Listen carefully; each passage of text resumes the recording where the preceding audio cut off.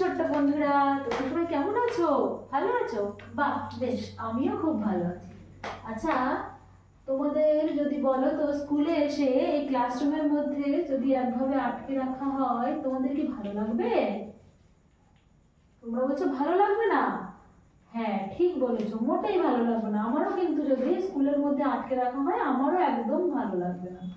তাহলে তুমি ভাবো তো, যদি একটা পাখিকে খাঁচার মধ্যে আটকে রাখা হয় সারাদিন, ভালো লাগবে তার? মোটেই ভালো লাগবে না, তাই না? আচ্ছা, এটা কি আঁকছি একটু ভালো করে দেখবে। কি আঁকছি এটা? আচ্ছা বলো তো, কি আঁকলাম এটা?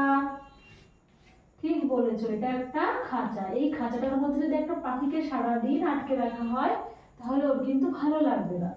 তার তাহলে এইরকম একটা রাইম আজকে আমরা দেখবো, যেখানে এই পাখি আর খাঁচা সম্পর্কে জানো তো বলা আছে। তোমরা সবাই শুনতে চাও?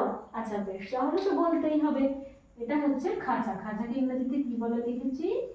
কেজ। কেজ মানে খাঁচা।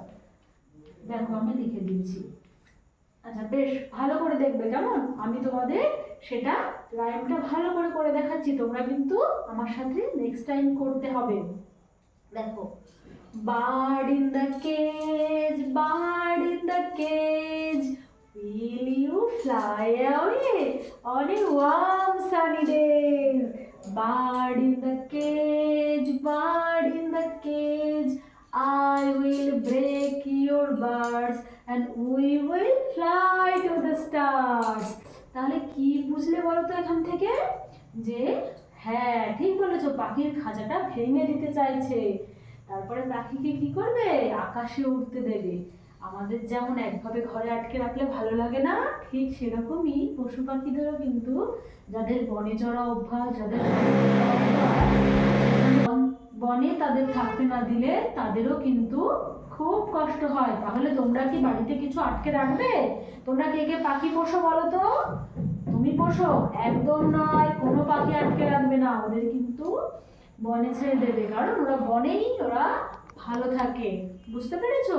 তাহলে আজকে আমরা কি শিখলাম? কোনো পশু পাখি কাউকে কিন্তু আমরা অযথা কষ্ট দেব না, কেমন? আজকে আমরা এটুকুই জানলাম। তাহলে আজকে আমরা যে রাইমটা শিখলাম সেই রাইমটার নাম হচ্ছে বার্ড ইন দা কেজ।